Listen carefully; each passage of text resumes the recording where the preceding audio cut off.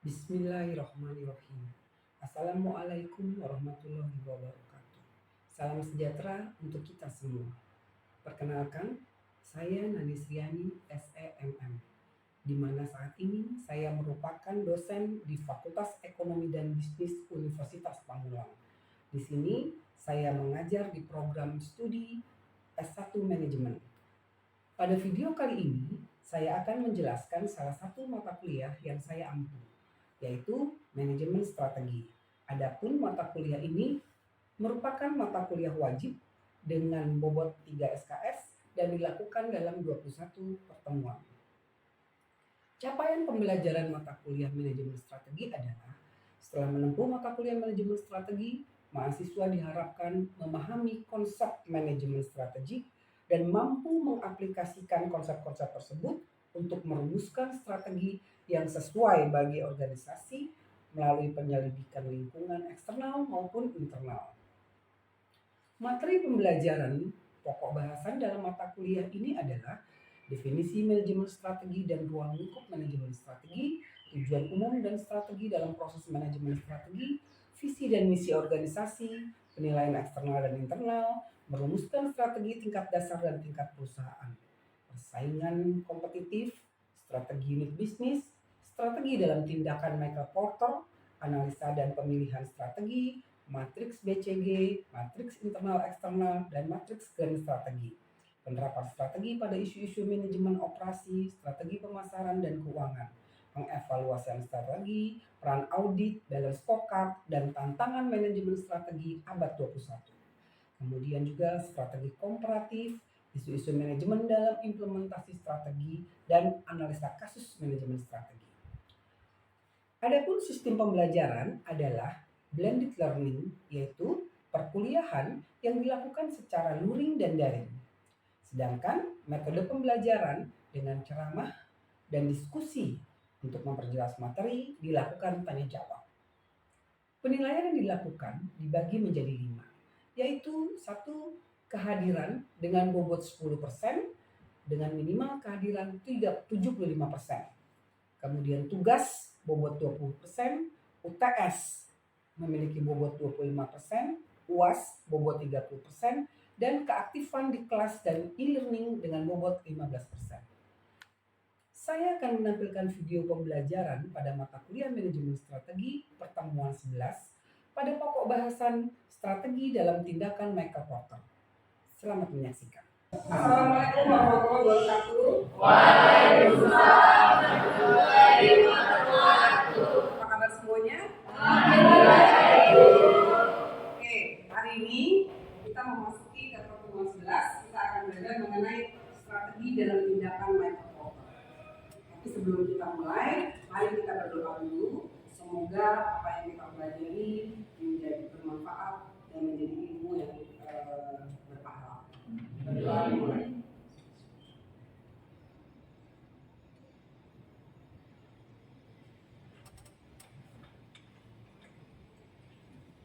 Ya, berdoa selesai. Sebelum lanjut, kita absen dulu ya. Oke. Atas nama Akbar. Akbar. Oke, ada. Ya. Atas nama Alia. Ya. Atas nama Alisa. Atas nama Arvin. Atas nama Cipta Ayu. Cinta Sabrina. Hilda. Muhammad Hardani. Atas nama Putri. Oke. Atas nama Cindy. Ya. Atas nama Yusuf. Oke. Baik. Kita akan masuki bahwa strategi dalam tindakan Michael Porter ini, sebelum kita masuk itu, minggu lalu kita sudah belajar mengenai strategi tindakan. Strategi dalam tindakan, ingat ya? Yaitu ada strategi integrasi. Strateginya apa? Jadi strategi integrasi adalah perusahaan mengontrol dari distributor, supplier, itu dikontrol semua dari terintegrasi. Nah, itu Itu supaya perusahaan tetap memenangkan persaingan. Ya. Terus kemudian sampai ke pesaing pun dikontrol oleh perusahaan, dari pesaing, supaya semua dikontrol, supaya dia menang dalam persaingan. Coba kita lihat Indofood. Indofood itu dari suppliernya, distributornya, sampai pesaingnya itu boleh dibilang dia tahu dalam genggamannya. Jangan sampai terjadi kasus Aqua. Aqua itu bertahun-tahun dia kan, kita ingat ya, minggu lalu bertahun-tahun Aqua itu sebagai rajanya air mineral dalam kemasan. Tapi karena dia tidak mengontrol pesaing, tanpa disadari dia disalip oleh air mineral. Hari ini air mineral merajai air minuman dalam kemasan. Oleh karena itu, Aqua baru kaget tersadar, dan hari ini kita lihat nih persaingan ketat antara Aqua dan air mineral, baik lewat media iklan, billboard, dan segala macamnya. Ya, jadi kemudian apa lagi? Ada strategi intensif. Membangun strategi dan produk. Gimana membangun strategi dan produk? Terus kemudian ada diversifikasi. Strategi diversifikasi artinya perusahaan menambah bisnisnya. Ingat ya, minggu lalu kita bahas menambah bisnisnya, baik yang berhubungan sama bisnis dia ataupun yang tidak. Misalnya kayak RCTI, dia bikin RCTI, dia bikin lagi MNC, dia bikin lagi Global TV, bikin E-News. Itu diversifikasi yang diversifikasi sejenis sama, atau dia bikin production house ini sejenis. Tapi contoh grup Bank Mega diversifikasi, jadi Carrefour dia awalnya apa, punya apa, Trans 7, kemudian apa, dia beli Bank Mega, dia beli apa lagi, Carrefour. Sejenis nggak? Dia diversifikasi tapi nggak sejenis bisnisnya.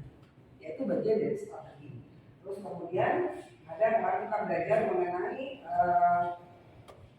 tindakan itu ada level-level dari mulai direksi, fungsional, operasional, itu harus sinkron tindakannya. Ya. Oke, hari ini kita bicara mengenai strategi dalam tindakan Michael Porter. Siapa Michael Porter? Michael Porter adalah seorang dosen di Harvard University, dia ahli di bidang manajemen strategi. Jadi ada 5 strategi generik Michael Porter. Oke. Jadi dari tipe 1 sampai dengan tipe 5. Kita lihat bahwa tipe 1 itu strategi kepemimpinan biaya rendah. Jadi bagaimana perusahaan menjadi pemenang dengan strategi dia paling murah. Barang-barangnya itu paling murah. Paling dicari orang karena dia paling murah. Terus kemudian ada strategi kepemimpinan nilai terbaik. Dia nggak murah, tapi dia yang paling orang cari kualitas terbaik. Jadi standar kualitas, dinilai di standar kualitas. Kemudian ada lagi di ketiga namanya strategi diferensiasi. Bagaimana perusahaan kita menjual produk berbeda. Kemudian ada lagi strategi fokus. Bagaimana berfokus? Fokusnya ada fokus biaya rendah, paling murah, atau kita fokus nilai. Oke, kita lihat ya. Strategi biaya rendah atau cost leadership, disebutnya cost leadership atau biaya rendah. Ini tipe 1 dan tipe 2, artinya apa? Pembuatan produk dengan biaya yang rendah per unit, paling rendah. Ya.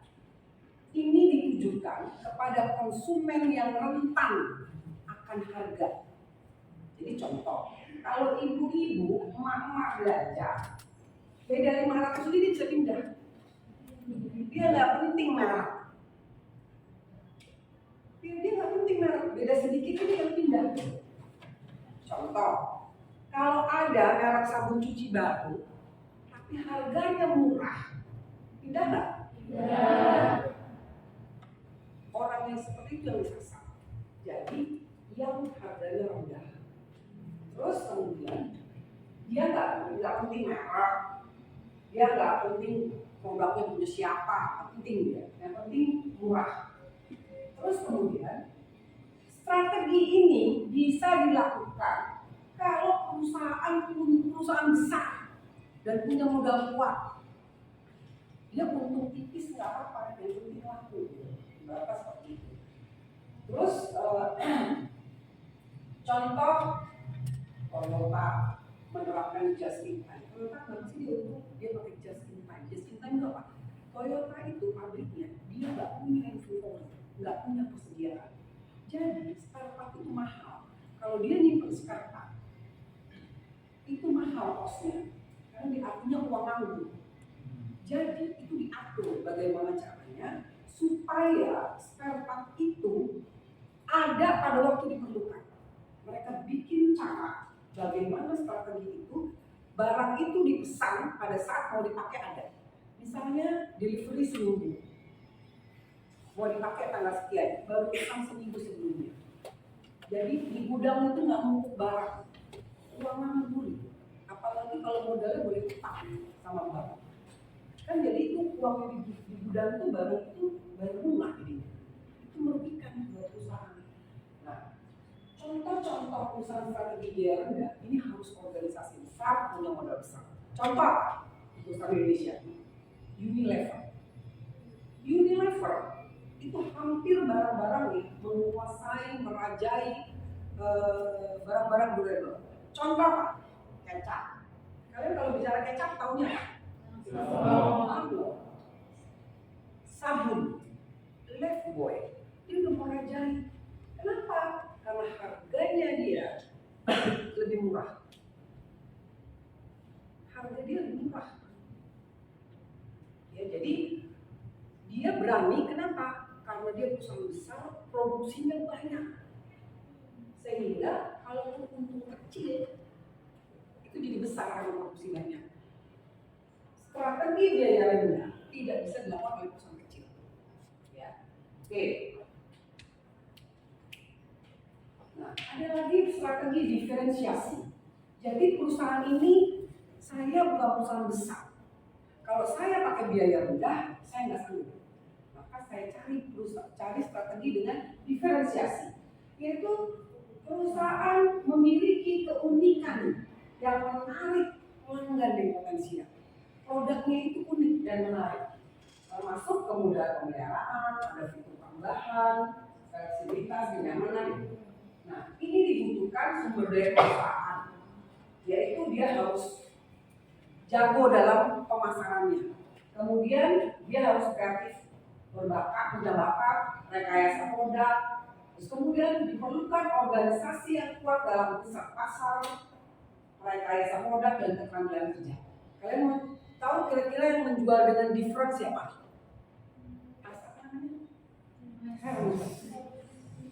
Dia different. Differentnya kenapa?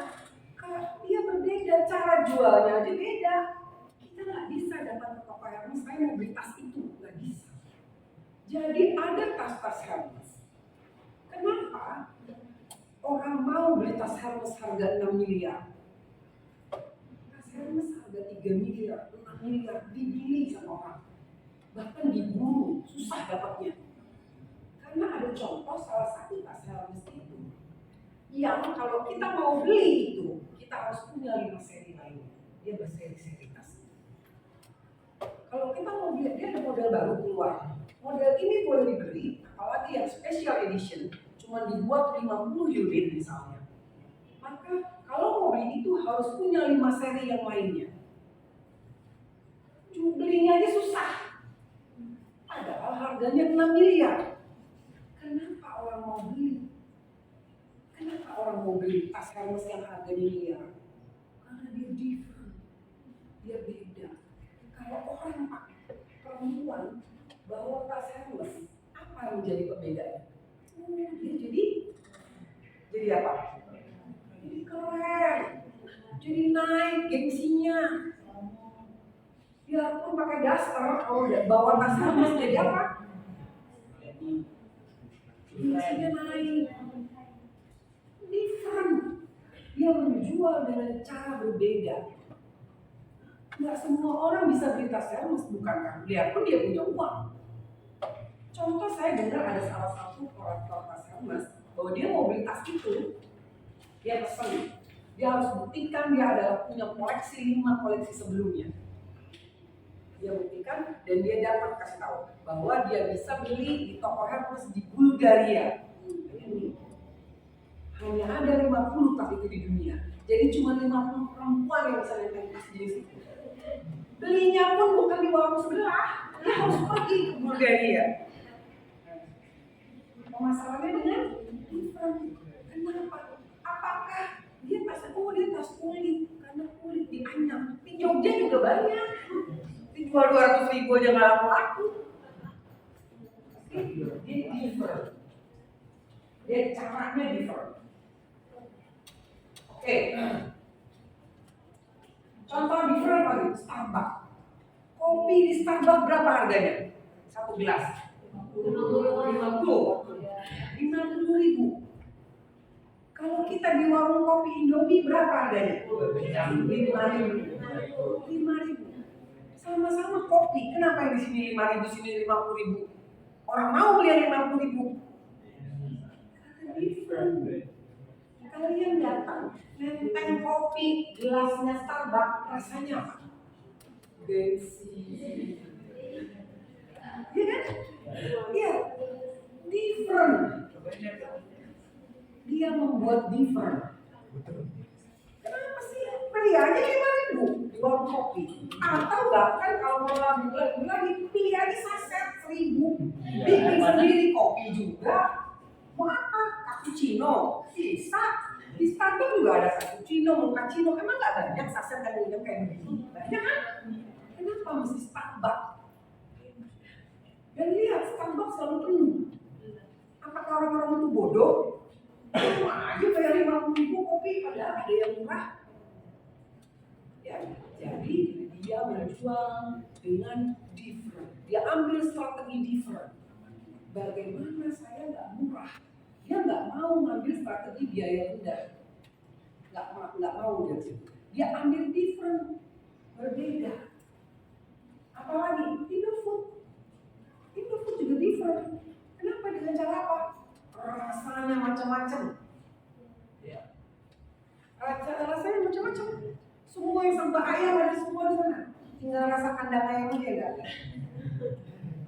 Ya, dia punya rasa yang tidak dimiliki oleh rasa lain. Oke, jadi dia punya rasa yang tidak dimiliki oleh pesaing lain. Dia different. Dia different dalam produk. Ya, harga boleh sama, tapi yang punya rasa berbagai rasa itu cuma Indofood. Oke. Terus Federal Express, apa dia? Pengiriman cepat. Kita dulu nggak kenal pengiriman cuma pakai jam, sekian jam sampai. Ya. Apalagi kalau kantor pos, 2 minggu. Sekarang kita bisa kirim cepat. Sekalipun luar negeri, ada Federal Express. Apa yang membuat dia different? Dia bisa cepat. Karena dia pakai pesawat. Oke, apa lagi? Ada lagi strategi fokus. Fokus ini dia khusus spesial. Jadi membangun keunggulan bersaing, segmen pasarnya itu kecil. Segmen pasar kecil. Untuk memenuhi kebutuhan pelanggan yang pelanggannya relatif kecil. Dan tidak terpengaruh oleh harga, tapi fokus ada yang orang cari karena murah, ada yang karena nilai. Terus kemudian biasanya dengan strategi biaya rendah atau pembeda. Terus pasar cukup besar, potensi pertumbuhan. Jadi contoh apa fokus? Contoh pasar lukisan. Gimana jual lukisan? Gimana kita mau jual lukisan? Di pasar kita bukan oleh suatu galeri.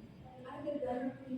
Karena lukisan itu dibelinya nggak kayak kampung. Di kampung nggak bisa, harus dinikmati dulu di galerinya apa. Jadi harus dibuatlah suatu suasana yang orang bisa menikmati, sehingga dia nggak ragu. Lukisan harga miliaran, percaya? Lukisan itu, bahkan lukisan Mona Lisa itu yang cuma gambar perempuan aja itu bisa triliun. Hari ini tuh udah triliun harganya. Masuk akal nggak? Buat kita, buat saya sih nggak masuk akal. Buat yang tidak mau. Nah, jadi lukisan itu maka dibutuhkan suatu ruangan yang nyaman. Pembelinya tuh harus melihat, merasa ini gambar apa. Saya pun kalau lihat taman lukisan kadang-kadang jadi pura-pura tahu, kalau saya juga nggak ngerti lukisan bagus, saya benar nggak ngerti. Saya pernah melihat suatu lukisan Avandi. Saya bilang begini sama pemiliknya, bagus ya Pak, itu kok bagus sih, saya bilang, itu gambar apa ya? Gambar cahaya, bukan itu Mekah ya. Ternyata di hitam itu batu Mekah gitu. Saya nggak ngerti, kalau saya nggak ngerti. Tetapi tahu harganya itu udah miliar, 3 miliar harganya lukisan Avandi. Makin udah meninggal pelukisnya, makin mahal harganya. Ini fokus. Lukisan tuh nggak bisa dijual sembarangan. Nggak, kalian pernah lihat di pasar ada orang jual lukisan? Kecuali lukisan yang obralan, lukisan yang murahan gitu. Itu ada pasar, tapi pasar lukisan itu khusus. Di mall aja jarang lukisan tuh gaya di suasana khusus. Apalagi pasar hewan, pasar burung. Di Pramuka itu ada khusus pasar jual burung, macam-macam burung, atau macam-macam binatang. Intinya nggak digabung sama pasar-pasar sayur. Dia fokus. Jadi pembelinya pun fokus. Yang datang ke situ memang cari burung, cari binatang. Jadi datangnya nggak ke pasar domestik, cari datang ke pasar hewan. Apalagi ada pasar-pasar yang fokus. Pasar batu aki dan batu anjing. Itu fokus. Dia jual batu-batu. Satu pasar isinya menjual itu. Dia fokus. Nah, ada lagi pasar lowak. Pasar barang-barang bekas. Dia fokus untuk harga murah. Orang yang mau dapat barang murah datanglah ke pasar lowak. Dia barang-barang bekas, dari mulai sepatu apa yang bekas. Kalau di daerah Jakarta Selatan, kalau kalian tahu ada Taman Kuring, ya, itu pasar lowak, pasar barang-barang bekas. Itu strategi fokus. Jadi orang yang datang ke situ nggak akan komplain. Kalau kita beli barang di pasar Blok M, ternyata loh ini bekas, kita komplain. Kok saya dikasih barang bekas? Karena kita tujuannya beli barang baru. Tapi mereka yang pasar fokus, dia memang strateginya udah kasih tahu, saya barang-barang saya bekas. Ya, jadi ada strategi-strategi yang harus dipilih oleh perusahaan. Dia mau ambil strategi apa? Terus kemudian fokus ini ada yang namanya biaya dan diferensiasi. Tadi kalau fokus barang bekas, fokusnya ke arah apa? Fokus biaya rendah. Orang yang ke situ pasti orang yang cari harga murah. Sepatu harga murah, ini namanya bekas pasti murah. Mau cari tas yang murah, jadi murah banget bahkan. Bisa ada harga 10.000, ya hanya ada di yang bekas, barang-barang bekas. Jadi terus strateginya adalah fokus ke arah biaya. Nggak akan ada yang nyanyiin lah. Kalau dengan pasar lowak itu pasti murahnya cuma pasar lowak. Oke. Terus ada lagi yang fokus different. Contoh lukisan tadi, dinilai, lebih cepat fokus lebih kepada nilai, bukan kepada harga. Orang beli lukisan itu nilai. Karena harga lukisan itu 3 miliar, 5 miliar. Ya. Jadi kemudian ada resiko strategi juga, ada resikonya juga. Kita lihat ya, ada resikonya. Nah, oke, sebelum selesai, tadi yang strategi Michael Porter ya. Ada yang mau tanya nggak? Ada yang jelas nggak nih jadinya? Jadi ada strategi cost leadership, ada strategi apa lagi? Diferensiasi, apa lagi? Fokus. Ya. Fokus itu ada tipenya adalah yang ada fokus biaya rendah dan fokus diferensiasi. Oke. Dari sini ada yang mau tanya nggak? Dari inilah yang disampaikan oleh Michael Porter, seorang ahli dosen dari Harvard University yang menyampaikan teori strategi sendiri mengenai bagaimana perusahaan berstrategi dalam menjual produknya. Oke, ada yang mau tanya silakan. Ya, silakan. Ibu mau nanya, tadi kan sudah bahwa strategi genetik atau Michael Porter itu strategi cost leadership ya, atau strategi biaya rendah hanya dapat dilakukan oleh perusahaan besar. Jadi pertanyaannya, apakah perusahaan kecil tidak boleh menerapkan strategi cost leadership? Oke. Makasih, pertanyaannya bagus ya. Kenapa strategi cost leadership hanya disarankan untuk perusahaan-perusahaan besar? Apakah nggak boleh perusahaan kecil? Boleh, tetapi dia nggak akan sanggup. Kenapa? Kita lihat ya bahwa investasinya harus besar. Kenapa? Dia kasih harga murah, ambil untung kecil. Kalau perusahaan besar, produksinya banyak. Kalau dia untung kecil, dia tetap tercover biaya produksinya. Karena dia penjualannya banyak.